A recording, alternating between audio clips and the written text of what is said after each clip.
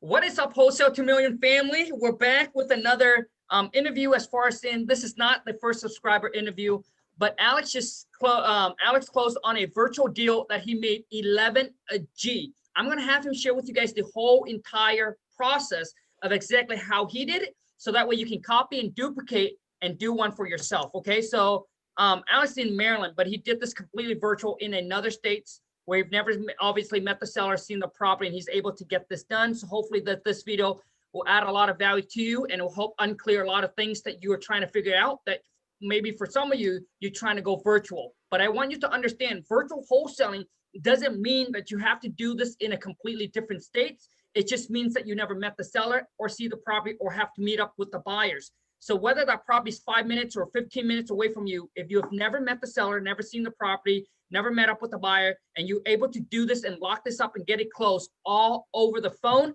it means, my friend, you are virtual, okay? So anyways, you guys, put your hand, put your thumb together. Help me bring on my man, my boy, the I Buy Houses, Alex Harshman. What's going on, brother? What's going on? Happy Monday. Good to see you. So Alex, let's jump straight into it, man. For those that don't know your story, tell them a little bit about, your background, and then we can go ahead and get into this virtual deal. Yeah, absolutely. So I was in the military and decided I wanted to have a family. And so I got out of the military, didn't have a job to transfer into. Worked for my dad, worked really hard for money. I was betting like $100 a day, which is pretty good, but man, we were busting our butt every single day, laying those floors, and it was just rough. So for those who don't know, my dad's 6'5". He's a big bodybuilder, and I'm definitely not. So working hard was not my thing. So I told him, I was like, I got to do something else, and decided to dive into real estate and read a bunch of books, watched a bunch of videos, and then dove head first and cold called 600 people, and the rest is history. Nice, bro. Nice. So listen, man, we all have, all of us entrepreneur, we all have our stories, and a lot of times it's always the big things, that start very small. So Alex, let's talk about your first, not your first, man, but let's talk about this virtual deal. So let's walk the people through it, how you found the seller, what did you use, and all of that. So just unload everything. Yeah, absolutely. So what I did was I pulled this list from PropStream, and I pulled the vacant list in the area that I was targeting. And what I did from there is I skip traced that list using batch skip trace, gave that list to Call Tools, or put that list into Call Tools, and then had my VAs actually do the cold calling for me, and they had the initial contact with the seller. The seller was actually in a group of investors, multiple investors in the family, and actually a family of lawyers. So a lot of people, they'd be intimidated by this deal already, but like you and I know, it's no thing. So so after we talked to them, obviously I got on the purchase manager phone call with them, made the offer. It actually worked out. The offer was really good. This property was a duplex in a semi-hot area. It was a couple streets from, so it's this area that I'm in, it's very different from street to street. So it was in a semi-hot area, and it was just outside of where people wanted to invest, kind of. So from there, I just had to find a buyer after I locked it up. And did you want me to go into that? Yeah, man. So, okay. So first off, Alex, for those that might not believe, we need to see that wire deposit, bro. Do you got that? I do. Yes. Let me pull that up right Show now. me the money. It's 11,000 and wait, I can't see it, bro. There it is. There it is. Wait, there it is. Right there, $11,677.40. Yep. Right on, bro. Okay, so let's take it one step at a time. Okay, so you went to PropStreams to pull a list. For those of you, if you're looking for a good company to pull your list, all right, I'll leave the PropStream affiliate link just right below in my descriptions, and you can sign up. I mean, we've been using them. Alex been using them for many years. And I think to me anyway, they have a really good data for pulling distressed property. I call, some of you call it distressed property, some of you call motivated sellers. So let's talk about the list that you pull. So you get a 7 days free trial. If you don't like them, you can just disconnect. There's really no string attached. Okay. So now vacant. So let's talk about, so this deal come from a vacant list, right, Alex? Correct. Okay, man. So how many lists? So so I guess the number of lists, how big was it? Oh, this list, it was probably around 3,000. Okay. Now, do you pull the whole entire states? Do you pull the city? Let's talk about that. Yeah, so I pull the entire county. For the longest time, I didn't know you could pull counties in PropStream. I thought you had to do individual zip codes and cities. So I pulled the county and I just targeted the entire county. Gotcha. Okay. And then what is your criteria beside it has to be vacant? So for this one, I pulled 50% equity or more. Okay. And I was looking for obviously absentee is vacant. So, and the property price point had to be between 50 to 300,000. Gotcha. Okay. Good. Okay. So that's how, for those of you who's watching this, that's how you list stack so you can narrow down your list. Because if you just go vacant, right, there could be a bunch of them that comes up. But if you punch in these criteria, it's going to really list stack and make your dive in and make your list a lot more, what's the word? Targeted? Yep. Okay. So once you pull that list, then what do you do next, Alex? From there, I took that list and put it into a spreadsheet. It automatically does it for you. And then you upload that to Batch Skip Trace or your Skip Tracing company. They'll pull the numbers. And from there, I just imported it into my dialer, which I use Call Tools. Okay. And I had my VAs start cranking on them. Okay, so you upload that list. So you skip trace, find the numbers, and then this one you cold call. Yep. Okay, got it. Okay, so let me see here. So your VA, for those that don't know what a VA is, Alex, could you explain? Yeah, absolutely. So a VA is just a virtual assistant, somebody you can do it locally, hire people locally, or you can do it virtually. I found mine in the Philippines through onlinejobs.ph, and they basically call for 8 hours a day for me. So that way I don't have to, and I can focus on these deals and the things that matter the most to me. Gotcha. Okay. So so your VA will your VAs basically filter and qualify these leads for you. Correct. So out of the 3,000 that your VA call, Alex, that's what got you this one deal. Yeah, so we're talking anywhere between 300 to 500 people live per week. It just depends on the week. We had a lot of hurricanes in my market, so calls actually had dropped for a bit.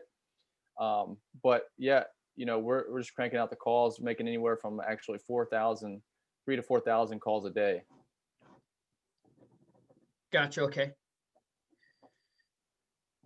So now, okay, so once your VA, okay, now let's talk about the dialer. Okay, so you upload it onto Batch Leads. Okay, and then from that, you skip trace, you get the numbers, and then after that, where does that go? I upload it into Call Tools. Okay. And for those who don't know, it's like Mojo, but I think it's a lot better. Okay. And then okay, now how does Call Tool work, Alex? So Call Tools is, you can have up to 10 dialers, which means you can call up to 10 numbers per person. And you just upload the list, and Call Tools automatically, it's an auto dialer. So it dials throughout all those numbers, and it only answers the ones that the people actually answer.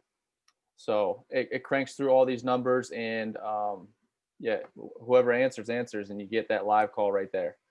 Right. Now, what happened if they don't answer? They don't answer, then for Call Tools, you can set it up however you want. You can have it set for a redial. There's a lot of customization there. But for me, I just crank through the list after I go through it again. So once I go through the entire list, I just cold call it again and recycle and repeat. So how many people times? Who don't answer. Okay, man. But how many times do you call that one list? We're probably on at least 4 or 5 now. Okay.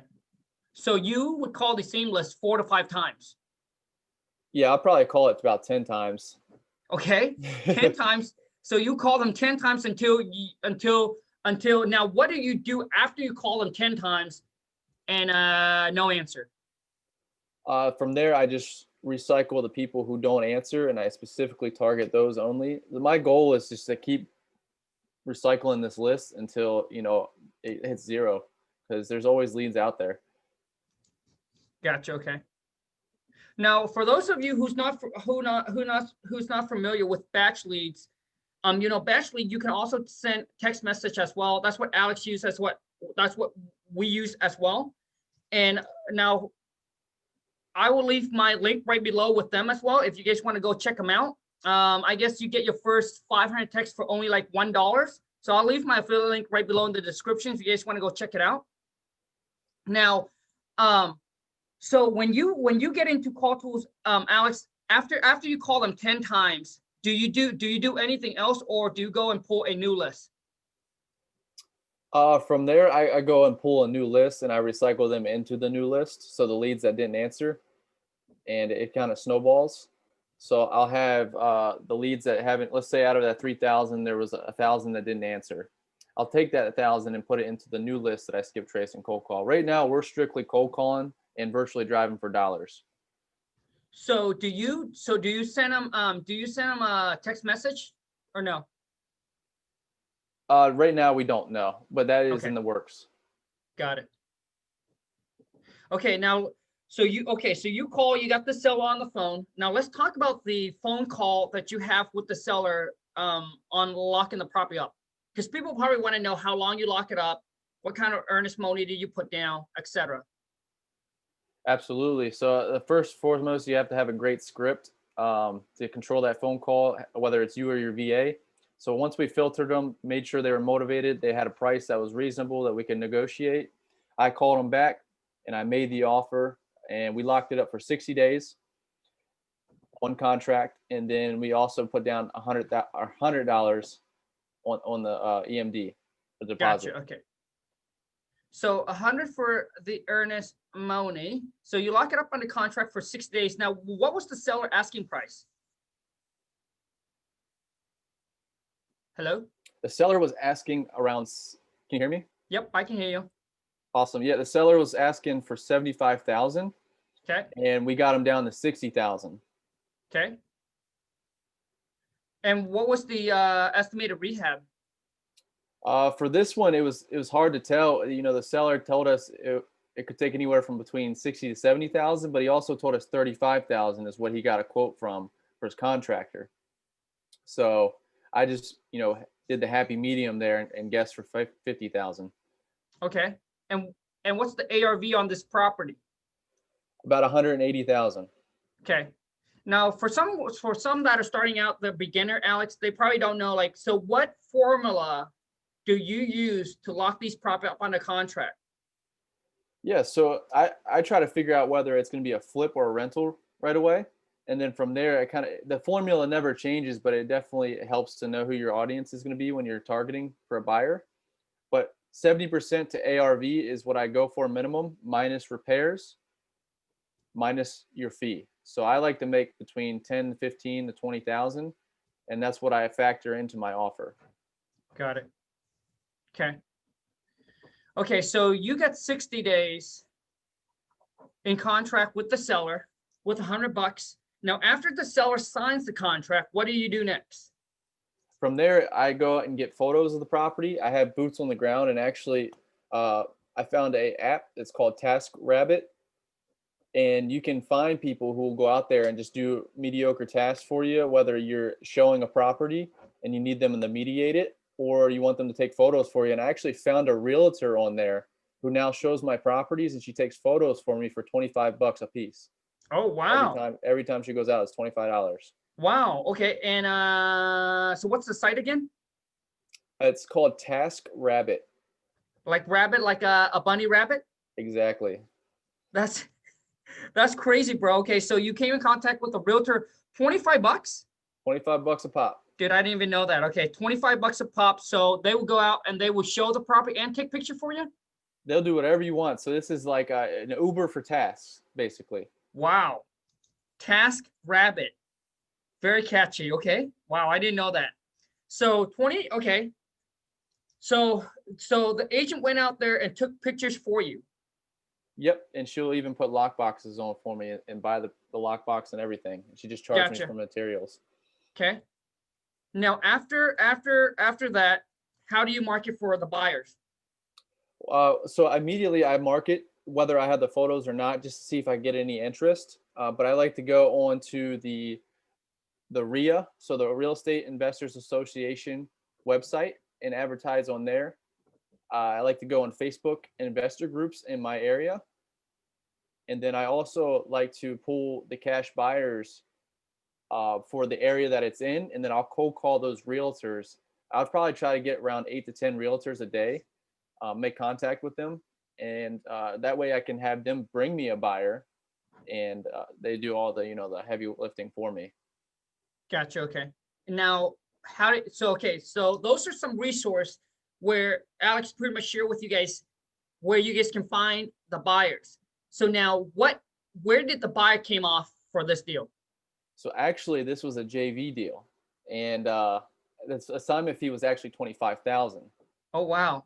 So me and the guy made out really well. It was actually almost his highest wholesale fee, and we halved it. So I thought that was pretty cool. Yeah. So how do you find him?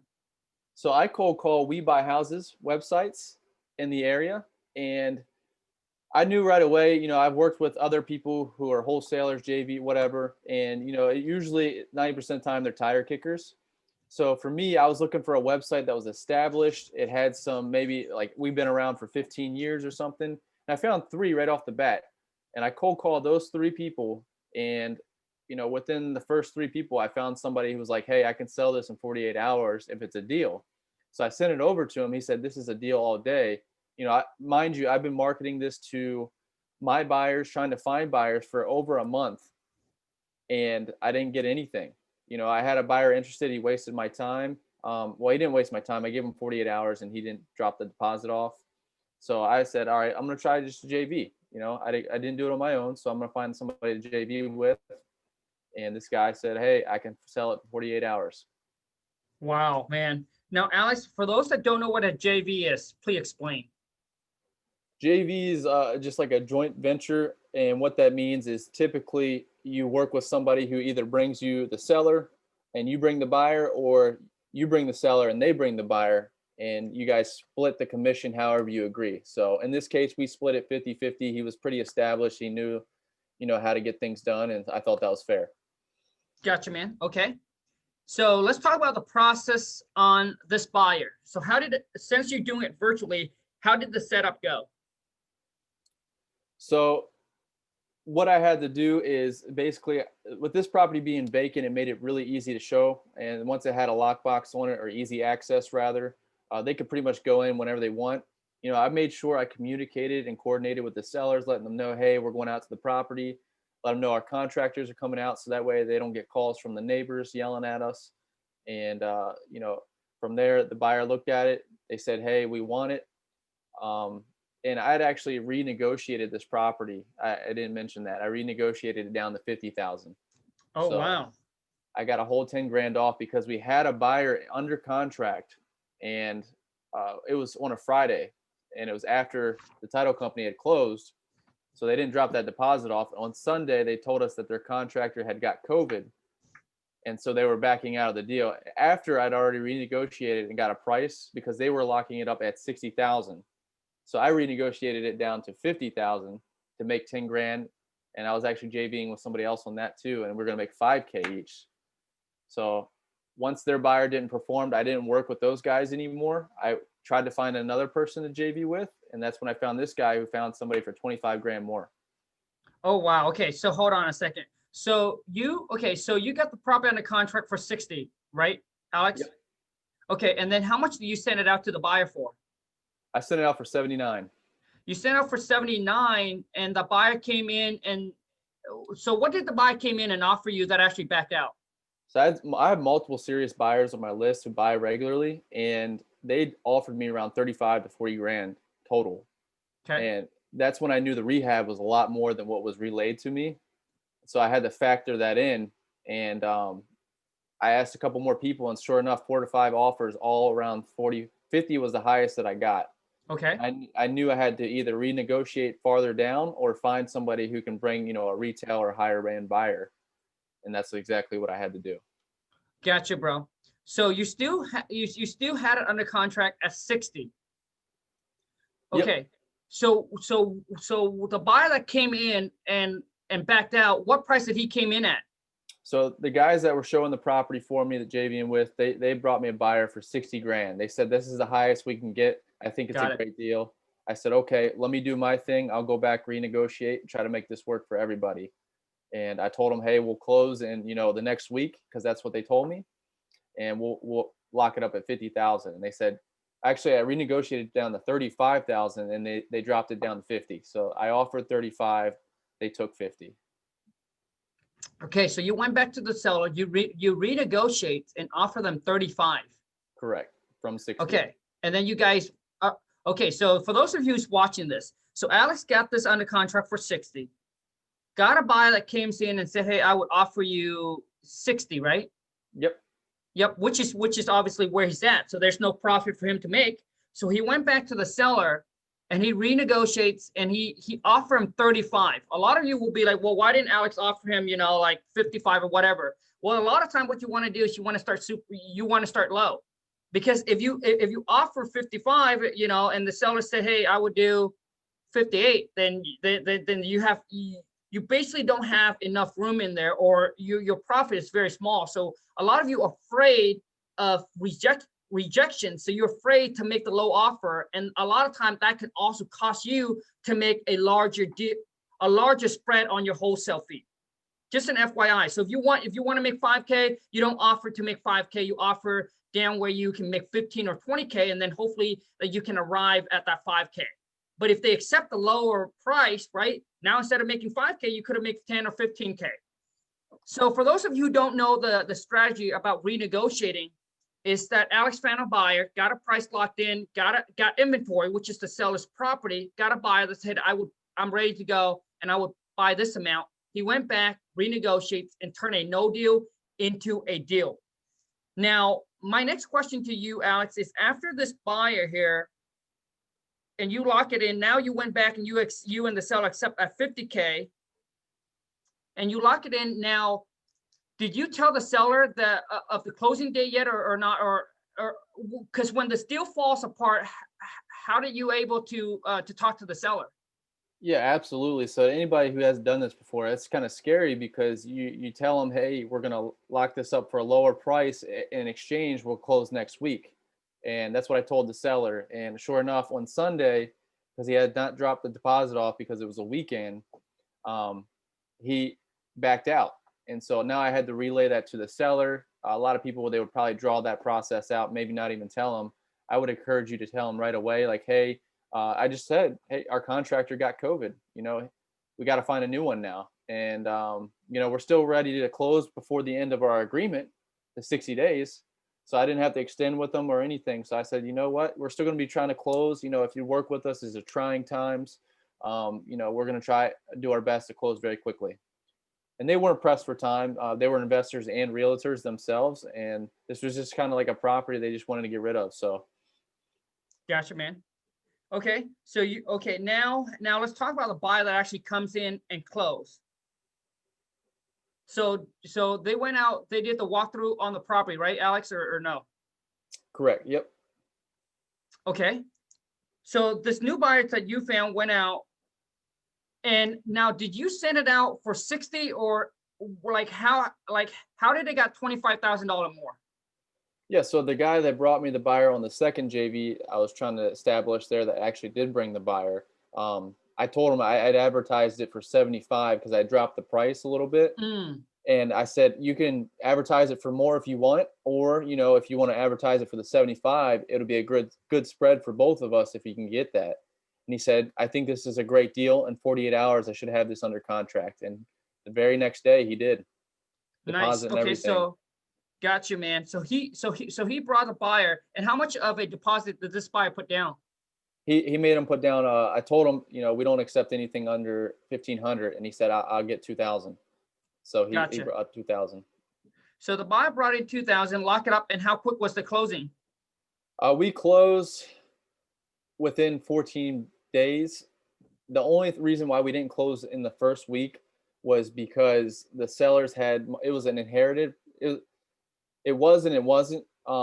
Their parents died like several years ago, and they have everybody on the will, and so they all had to get signatures from the family members. So there's like 5 signatures we were waiting on, and the hurricanes were hitting at the same time. So title company didn't have power. Man, it was just one thing after another, but we got it done. Good for you, man. Now, Alex, how much time do you put into this deal, bro? Total coordinating with the buyer and the seller, probably about an hour and a half, 2 hours. An hour and a half for 11G. That's not bad, right? That's right. Okay, so anyways, I mean, Alex pretty much shared with you guys kind of the whole process already. And for those of you who's watching or listening, you got to understand that nothing will work if you don't. I mean, it doesn't matter if you're getting all the systems or mentorship or anything like that. Everything takes work. Like, you actually have to put in the work. Don't think that you get all the system and you just sit back and you just push the button. It's not how it works. It doesn't matter. It doesn't matter what people pitch or say or whatever it is out there with all this. You know, it doesn't matter what business. You still have to put in the work. I've seen people, you know, I mean, listen, I've never done it, so I don't know if it works or not. But Amazon automation or whatever people talk about, where you just give them the money, you just sit back, they push a button, they got everything. Shit. Those are the kind of things where I don't know. I've never done it. I've never got into it, but I can tell you one thing, that throughout my whole entire journey, I was just like, for some of you, you know, you get to the point where things get so tough that you just wish that something, that there's a program where you can just push the button, you can just pay people to do it for you. But let me tell you something, my friend, it's not how it works. You still have to put in the work. You got to be patient, and you still got to hustle and grind your way through it until you can get to where you can build up the cash, where you can build system, you can have team in place. But let me tell you something, you still got to stay on top of your team. You still got to put in the work on your team to get them better and better every single day. So there, as far as I know, man, there's just no push button. Yes, you can eventually get to the point where you have the money to leverage your team and everything like that for you, where you can buy back the majority of your time, right? So you can do whatever it is, but you still got to stay on top of your team and all of that. There's just no like push button and just be free. Right? Well, you know, so anyways, Alex, so for those that don't know or want to connect with you or whatever it is, man, how can they reach out and connect with you, bro? Yeah, absolutely. So they can reach me on Instagram at _Harshman, my last name, _Harshman. That's my last name. And Wholesale to Freedom on YouTube. Doing a lot of stuff on there, putting out content regularly, and you can find a lot of great value in there as well. Gotcha, man. So YouTube and Instagram, what else? Is that it, bro? You Don't you have TikTok, dude? TikTok as well, and it's the same as my Instagram, so _Harshman. Gotcha. And I know a lot of people ask too, man, is there any training? Because a lot of people are more like a hands-on, they want to do a one-on-one. You got anything like that going on? Actually, I got a once-in-a-lifetime opportunity right now I'm providing, where I'm making a course, but actually for the founding members, I'll be teaching the course live, answering questions regularly, and I'm going to be launching that on December 2nd. I'm only accepting 10 people, and there's very limited seats right now. We have a couple slots filled, so if you're interested, definitely let me know either via Instagram, or I can send over Kong the link for you to fill out some questions to see if we're a good fit for each other. Okay, so well, once again, man, if they're interested, so what is your DM, Alex? On Instagram, you can get me at _Harshman. Got it. For those of you who's watching, I'm not an affiliate with Alex, okay? For those of you, if you want the hand-on free mentor, because not everybody can go and watch a video and put all this together, there you go. That's another options for those of you who wants to do that. So Alex, any last words you want to say to the audience so we can wrap this up, man? Yeah, absolutely. So everything comes down to having a system and process that's been proven in place. Otherwise, you're constantly failing forward and you're wasting time, money, and energy trying to figure these things out. My course is going to teach you how to do all that with a proven system. and I help you get the confidence you need to talk to sellers, buyers, title companies, whatever it may be, from A to Z.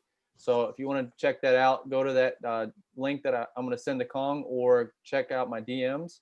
Send me a DM. But I want to just let you know that no deal that I've come across, except for maybe one, has been easy. You constantly have to solve problems and overcome objections, whether it's in the process or with the seller. And so the money is not made in finding the deals and just going through the motions. It's made through solving those problems over and over again. And if you want an easy deal, this isn't the right business for you. Boom. That's it. There's nothing else I have to say, you guys. I hope you guys enjoy this video. And if you like it, please show my guest, myself, some love. Boom. Smash that thumbs up. Really helps out with the YouTube algorithm. If you're new to the channel, welcome to the Wholesale to Million family. And I want to let you know that we are a doer and not a talker. If you talk more than you do, then man, take your BS to another platform. Be sure to turn on that bell notification too, you guys. Alex, thank you so much for your time, bro. I wish you nothing but the best. Alex has been a good, really good friend of mine. So congrats, bro, on all your success, and look forward to seeing your success in 2021, bro. Absolutely. Thanks so much, Kong. You have a great week. Yep. You too, bro. Take care. Take care. Ciao, dude.